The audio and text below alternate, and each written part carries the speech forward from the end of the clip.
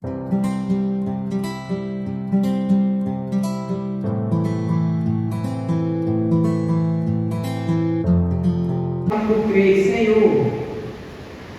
como tem crescido o número dos meus adversários, são numerosos os que se levantam contra mim. São muitos os que dizem de mim: não há em Deus salvação para ele. Porém, tu, Senhor, és meu escudo, és minha glória, e eu te exalto a minha cabeça. Com a minha voz clamo ao Senhor, e Ele do seu santo monte me responde. Deito-me e pego no sono, acordo, porque o Senhor me sustenta.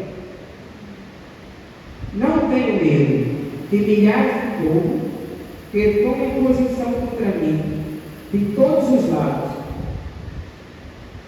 Levanta-te, Senhor, salva-me, Deus meu, pois fere os queixos a todos os meus inimigos, e aos ímpios quebra os dentes. Do Senhor é a salvação, e sobre o teu povo a tua habitação.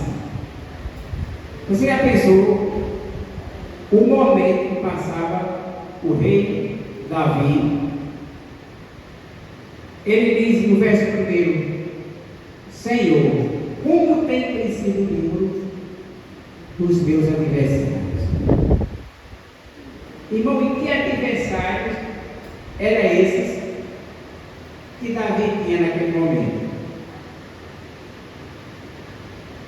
Aitofel era o conselheiro de Davi, com certeza um amigo íntimo. Como é difícil, irmão, quando você está enfrentando uma luta e não é contra alguém desconhecido, não é contra alguém distante, mas essa luta é contra alguém próximo. E esse número de adversários que tinha se levantado contra ele, um deles era Aitofel, o conselheiro do rei. Diz que o conceito de Aitofel era tão importante que soava como uma resposta de Deus. Está lá em 2 Reis, capítulo 16, verso 23, que o conselho de Aitofel era como resposta de Deus para Davi. E esse conselheiro era um dos adversários que tinha se levantado contra Davi.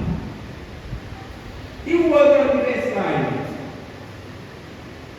O outro adversário era o seu filho Absalão. Quando Davi escreve o Salmo número 3, que ele diz que tem se multiplicado, tem crescido o número de adversários, na realidade, o rei Davi estava fugindo da presença de Absalão, seu filho. Isso com a traição do seu conselheiro, Aitofel. Era difícil ou não era igual essa luta? E a Bíblia diz aí, no verso de número 12, por exemplo, no capítulo 15 de 2 Samuel, também Absalão mandou vir Aitofel, o Gelonita, do conselho de Davi, na sua cidade de Gil, enquanto ele oferecesse sacrifício. Tornou-se poderosa a conspiração.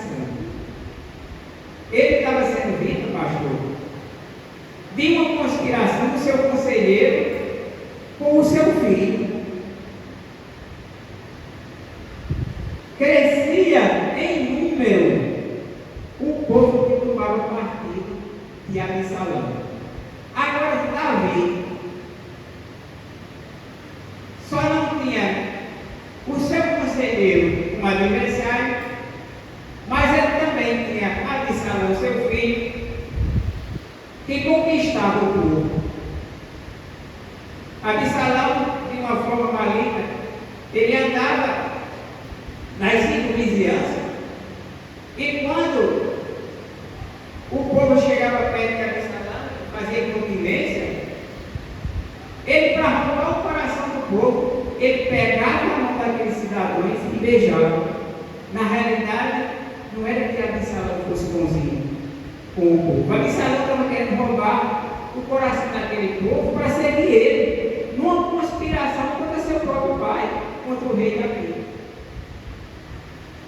E a Bíblia diz aqui, semelhante ao verso 1 do capítulo de Salmo 3, que crescia o número que tomava partido com Absalão. Então veio o mensageiro de Davi, todo o povo de Israel segue decididamente Absalão. Por isso que ele diz no capítulo 1 do Salmo 3, que tem crescido o número dos adversários. O povo agora não tinha nenhuma dúvida, estava decididamente seguindo Absalão contra o rei Davi. Todo o povo de Israel seguia decididamente Absalão, diz que foi Davi a todos os seus homens que estavam com ele em Jerusalém: levantem-se e fujamos, porque não poderemos escapar da mão de Absalão. Dai-nos depressa a sair, para que não nos alcance de súbito e lance sobre nós algum mal e enfie a cidade ao fim da espada. Olha a situação que se encontrava esse pai. Não era nem só esse rei, mas era esse pai enfrentando uma luta contra o seu próprio filho. Uma multidão agora estava se alinhando a Absalão. Uma conspiração do seu braço direito, o seu conselheiro amigo, agora faz uma conspiração contra o rei Davi.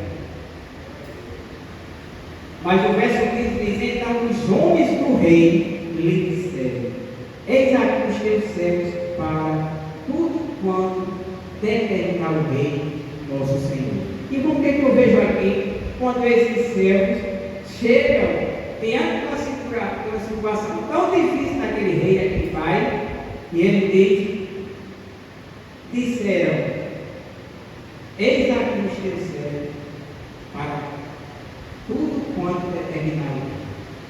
É que Deus, irmãos, Ele sempre deixa alguém para nos consolar. Você já pensou se o pastor passasse pela situação difícil, levando, e não ficasse ninguém ao lado do pastor?